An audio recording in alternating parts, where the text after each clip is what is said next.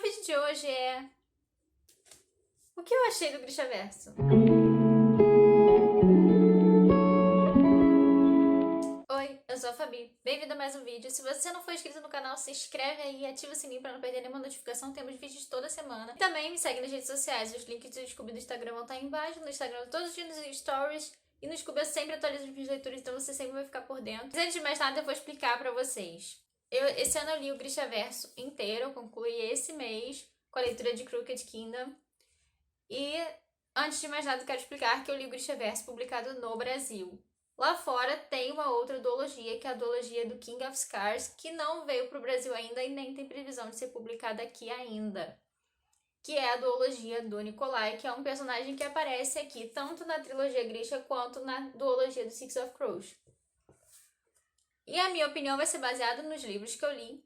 Eu tenho aqui 4 livros, mas a trilogia Grisha são 3, né? No caso seriam 5. Mas eu li ele no Kindle, que foi o Ruína e Ascensão, que é o terceiro livro. Eu ainda não comprei ele físico, mas pretendo comprar em breve. Mas eu li todos os livros, então eu vim dar minha opinião aqui pra vocês do que eu achei do Grishaverso. O Grishaverso foi escrito pela autora Leigh Bardugo. Ela escreveu, a princípio, a primeira trilogia, que foi Sombriossos, Sol e Tormenta e Ruína e Ascensão, que eu vou deixar cá para vocês verem.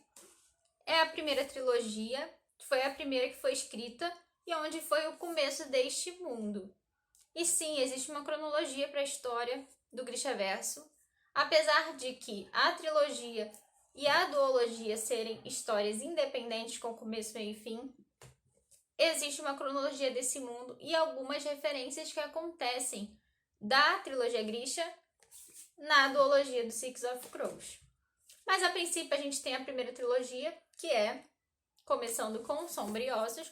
Eu vou dar um resumo sobre o primeiro livro, porque se eu der um resumo dos outros livros, vai ser spoiler do que acontece, né?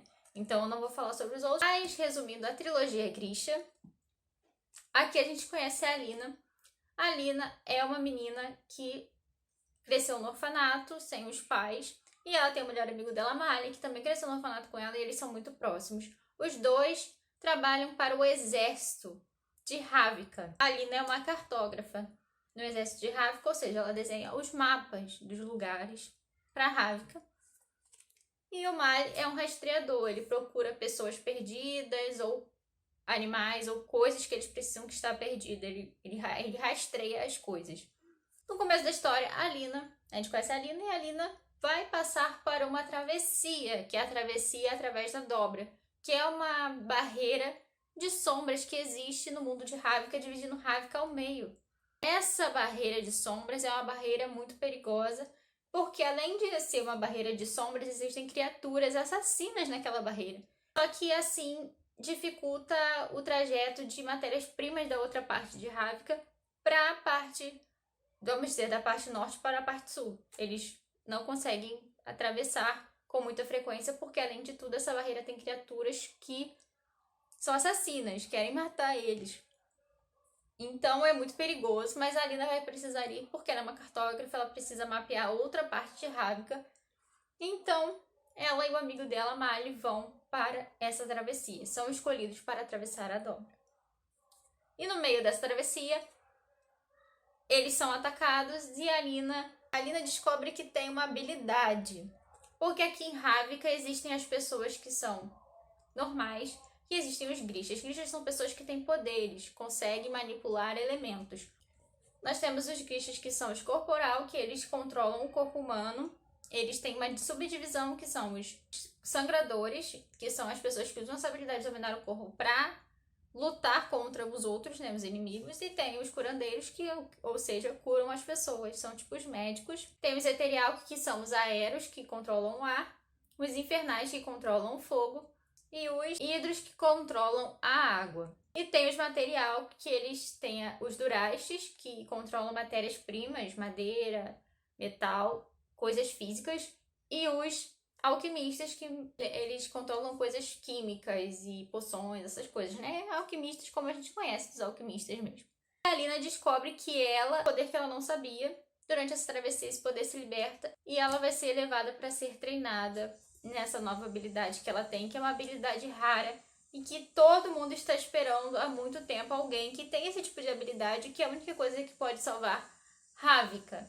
E assim a gente tem a nossa história acontecendo, que é a história da Alina. Nos 3 primeiros livros, Sol em Tormenta a gente continua vendo a história. Em Sol em Tormenta a gente continua vendo a história da Alina, com o desenrolar do primeiro livro, as consequências de algumas coisas. Aqui aparecem personagens que são muito importantes e são personagens que são muito, muito queridos, né? Que são muito queridos. E no final, a gente tem um final também, finalizando a primeira trilogia, que é a trilogia Grisha, tem começo, meio e fim.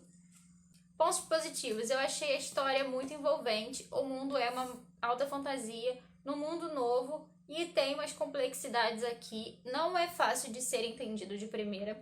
Tem até aqui os termos e as divisões dos Grishas, porque isso não é uma coisa que você consegue saber de cara, não é muito bem explicado no primeiro livro algumas coisas sobre esse mundo, é uma coisa que você vai construindo na sua mente conforme você vai lendo. Ele não te dá aquela parte de introdução no começo, então muita gente fica confuso.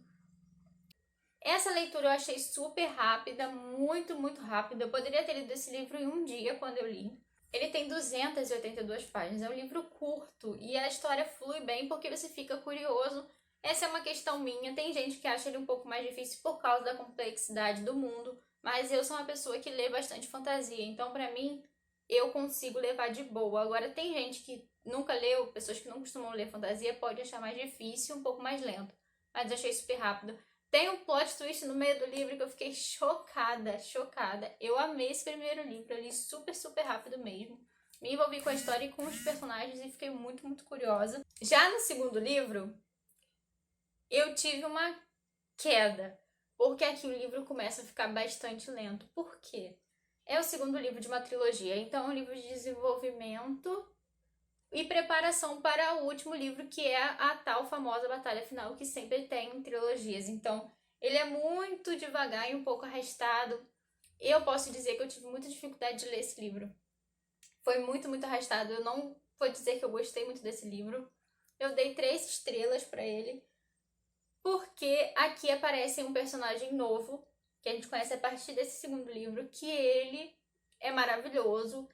E valeu esse livro para ter conhecido esse personagem que é tão, tão incrível. Então, eu dei 3 estrelas para esse livro. Pro primeiro, eu dei 4 estrelas, porque eu gostei demais. Então, já teve uma quebra aqui. Começou a ficar um pouco difícil e não parecia que... Não conseguia comparar os dois, porque esse foi super rápido e me envolveu super, e esse parece que se alongava demais e sem muitos acontecimentos, e os personagens começaram a ficar um pouco chatos pra mim. Os personagens dos protagonistas ficaram um pouco chatos nesse livro, então ficou bem arrastado e bem difícil. Esse eu demorei bastante pra ler e ele é maior. Ele tem 345 páginas, não, quase 100 páginas a mais, então foi complicado. Aí veio o terceiro livro, que eu vou deixar a capa aqui, que é Ruína e Ascensão. E Ruína e Ascensão, como é o último livro da série, ele foi um pouco mais dinâmico, porque as coisas teriam que acontecer nesse livro. Então, ele foi mais dinâmico e eu achei melhor do que o segundo, vamos dizer assim. Eu dei 3 estrelas e meia para esse livro. Isso é porque eu alterei recentemente essas notas, porque eu tinha dado 4 para o primeiro e eu mantenho o 4 para esse primeiro. O segundo eu tinha dado 3,5, mas eu acho que ele não merece 3,5, ele ficou em 3 mesmo. E o quarto eu vou dar 3,5, porque ele foi um pouquinho melhor. E eu vi o desenvolver da história e a finalização. Tem nesse segundo livro também um acontecimento muito, muito bom no final, que o final desse livro é bom. E o terceiro, ele foi um pouco melhor, mas quando chegou no final, o destino dos personagens me decepcionou, de certa forma. Então, eu dei uns 3,5 pra ele, por causa que me decepcionou essa questão do final que tiveram os personagens. Mas é meio que um gosto pessoal, gente. Eu sei que tem gente que ama essa trilogia, mas essa é a minha opinião pessoal e o que eu achei pro meu gosto que funcionou ou não. Então, para essa primeira trilogia, que é a trilogia Grisha, eu dou 3 estrelas e meia para a trilogia Grisha no geral, né? Os 3 livros. Ele é uma boa trilogia de fantasia, é alta fantasia. Se você gosta de alta fantasia, gosta de fantasia e quiser tentar, Não é uma série, assim, sem defeitos, melhor do mundo, mas é uma série legal e que tá tendo adaptação. Então, se você quiser ver a adaptação com mais um embasamento da história, seria muito legal também ler o livro. É um livro legal, é uma trilogia legal, que eu gostei, 3,5 é uma nota boa para a trilogia inteira. Eu ainda vou comprar o último livro, eu quero ter os livros até por conta da série, porque eu pretendo fazer releituras pra série, para poder assistir a série com uma história mais fresca. E eu li, né, os 3 livros antes de sair a série de TV. E é isso, 3,5 nota pra trilogia Grisha. Aí depois da trilogia Grisha, alguns anos depois, na cronologia de Ravka, né, do mundo de Ravka, acontece Six of Crows. Six of Crows é uma duologia que acontece alguns anos depois do final da trilogia Grisha. Então é uma continuação, mas que é um pouco que independente, até porque Six of Crows acontece em outra parte, não acontece em Ravka, acontece em Kersh, que é um lugar meio assim, que vem pessoas de vários lugares, né, deste mundo, aí acontece essa coisa de várias pessoas irem pra lá. Kersh é um lugar assim, meio que um lugar mais obscuro, com atividades obscuras, prostituição, jogos de azar, essas coisas assim, é um lugar mais sombrio, uma temática mais sombria. E aqui a gente tem uma evolução enorme na escrita da Leigh Bardugo. Esse livro aqui, ou seja, ela já tinha escrito 3 livros, então ela passou para esse livro já com uma base melhor de escrita e desenvolve muito melhor, principalmente os personagens, porque o desenvolvimento dos personagens da trilogia Grisha ficaram um pouco rasos em alguns aspectos de alguns personagens. Já aqui ela desenvolve muito, esse livro é muito de desenvolvimento dos personagens. Aqui a gente conhece 6 Six of Crows, né? Na verdade, os Crows são porque o Kes é do Clube do Corvo. O Kes é que toma conta desse Clube do Corvo lá em Kersh. E ele é uma pessoa, assim, uma pessoa que as pessoas meio que têm medo. Ele é conhecido como mãos sujas, ele usa sempre luvas nas mãos. E ele faz umas coisas, assim, questionáveis. Aqui a gente conhece o pessoal mais, assim, ladrões, pessoas que são à margem da sociedade. E o Kes, ele comanda esse Clube do Corvo. E ele tem umas pessoas que são parceiros e, assim, dele, que ajudam nas coisas que ele arma. Porque ele é uma pessoa que gosta de armar, roubar, fazer umas coisas assim. Tem aqui o Cas, a Inês, que é conhecida como o Espectro, porque ela consegue andar pelos lugares, meio que as pessoas não percebem ela é meio que uma sombra. Ela não é tipo um poder, é uma habilidade mesmo. Ela é uma pessoa que tem essa habilidade de ser discreta e a pessoa não reparar nela e ela ser muito observadora. E o Jasper, que é uma pessoa que trabalha com Cas lá no clube, e ele tem uma habilidade com armas de fogo, com as pistolas, que ele nunca erra um tiro. Então ele meio que se une e se juntam mais a outras 3 pessoas com habilidades específicas, porque o Kes é chamado para participar de um roubo de uma missão impossível, que é tecnicamente uma missão impossível, que ele tem que ir lá roubar uma coisa nesse lugar que é inacessível, tipo missão impossível. E aí ele reúne essas pessoas para ir lá pegar isso e ele receber a recompensa. E aí conhecemos os Six of Crows, é que eles têm um passado, a gente conhece o passado deles. São pessoas que têm uns certos traumas, que passaram por dificuldades na vida. E tem a Nina, que é uma Grisha. Nós temos o Dylan, que é tipo um especialista aí. E o Matias, que vai ser levado meio contra gosto para esse time, mas que ele vai ser necessário para este roubo que eles vão cometer. Só que esse roubo, como eu disse, é uma missão quase impossível e eles vão até lá para cometer, e aí algumas coisas acontecem no meio disso que levam a Crooked Kingdom, que é a consequência do que aconteceu no Six of Crows e a conclusão do que acontece com os personagens. Esse livro eu li esse mês. Foi complicado, gente, porque a gente espera que... A gente espera o quê? Uma conclusão fechada, sabe? Os chips aconteçam, vamos dizer assim.